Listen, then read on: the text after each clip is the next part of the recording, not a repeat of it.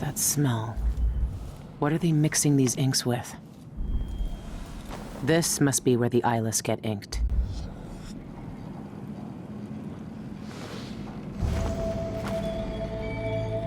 I always wanted to join a cult. All right, if this is what it takes. Don't flinch. Hey guys, Lucy and Tam here at Gamescom 2017, where we've just been hands-on with Dishonored 2, Death of the Outsider. Oh man, this is the game that has saved my Gamescom. It is super great. Yeah, it's real good. It's more Dishonored, and more Dishonored is a excellent thing.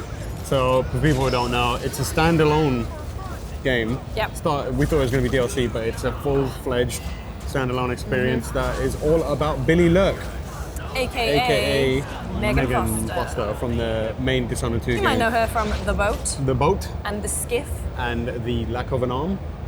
Wow. Basically, you get to play as Billie, and you have all your powers unlocked from the outset. So she has a bunch of new ones. And you know how like when you played Dishonored 2 and it just felt so refreshing being able to do mostly the same things but with like a different twist, a different spin as if you played as Emily. It's the same feeling again playing as Billie. So she has like the movement ability, but instead of like blinking, you place a marker and you stop yourself with the marker. Yeah, I love the effect it has. So like, you do the same thing where if you point at a ledge or a surface that you can climb, it'll give you the arrows. Yeah. But like, if you just point at a normal flat surface, it will show like this outline of her, but it's like in the purple, like weird void. Yeah, it reminded me a little bit of like when you put the doppelganger around. Yeah, exactly. And if you place it like in the air, the void, like weird silhouette of her is there, but it's like dripping to the ground to show that you're gonna fall as you land. That was really cool. I love the small touches in like presentation that Dishonored and bloody the team has. Yeah, it is real good. That is a super useful movement ability, and it adds a little more strategy to it, so you can't instantly blink away. You've got a double tap, which means you've got to think about what you're doing before you just try and before you commit to these things and just hope that your blink will get you out of it. Well, there is a bone charm. I found a bone charm where you could quick blink. Oh really? Yeah. I never saw that. Mate, which is I was in and out of every cupboard. But in terms of like that more tactical way of moving, instead of just having to be able to see where you're going, her new like vision ability, basically it kind of pulls you out of Billie's body and you sort of float around ethereally, and you can mark enemies, like items, notes, pickups, everything, bone charms.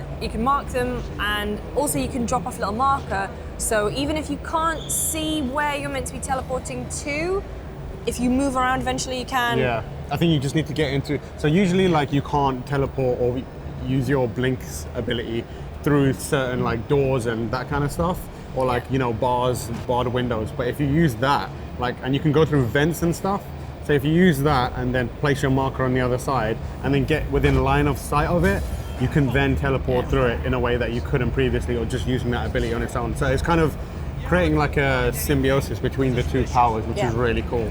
Another thing I noticed is that you don't have to pick up elixirs anymore. Your mana automatically regenerates at a very quick rate as well, so it really like totally encourages you like going ham on these powers and using them to get around and scope out your surroundings. But you can also talk to rats. You don't have the heart anymore. You can just like have a chat with a rat. It kind of explains this at the start by telling you that Daoud gave Billie a lot of his powers and knowledge and time and that kind of stuff. So she's super powerful. Yeah.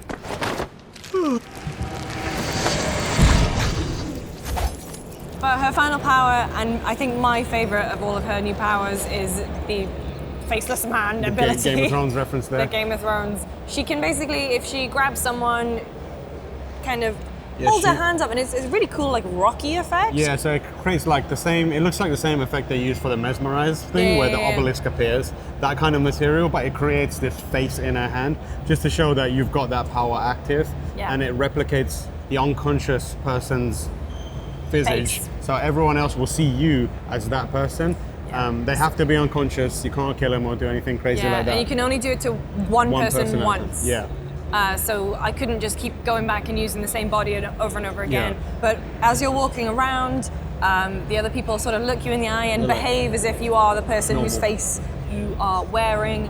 And it's super useful because a lot of the times I find it when I'm in Dishonored is I'm up like out of people's eyesight. I'm not really on the ground much Yeah. unless I have to dip in and kill someone. But this time it means you get to explore like a whole new level of the game. And it's You're limited somewhat by your mana pool, but like you said, you recover it really quickly, and it only drains when you're actually moving. So if you're just standing stationary, it's not draining it. So you can like use it to like very strategically edge your way around a tricky scenario. Yeah. But it's really, really cool. I love the way these powers kind of come together to create this like new. It's encouraging you to try and approach different puzzles and different scenarios in a variety of ways.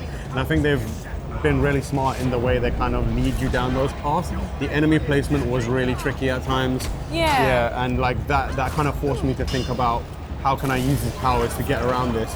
And it wasn't the most creative way because I had like an hour to try and get stuff done, but I can see people really coming up with some really cool like speed run style videos using these powers.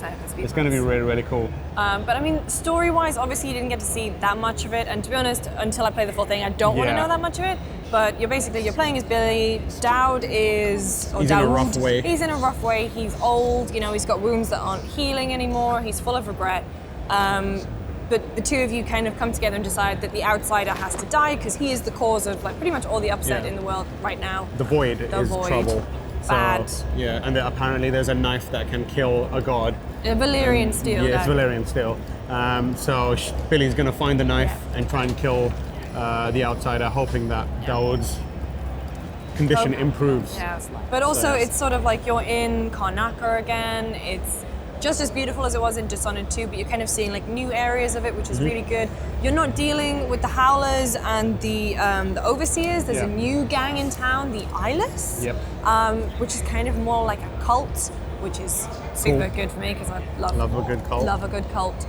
But it's basically it's just more it's real Dishonored good. 2. Like we could keep talking about it. Like there's great puzzles in there. Like the hour we played, the environmental storytelling is really strong. I'm just super excited to play more. And I mean the music as well. Right. Everyone looks great.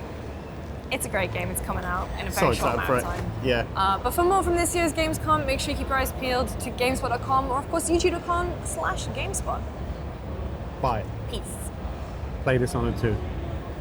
And Dishonored Definitive Edition. Yeah, it's great.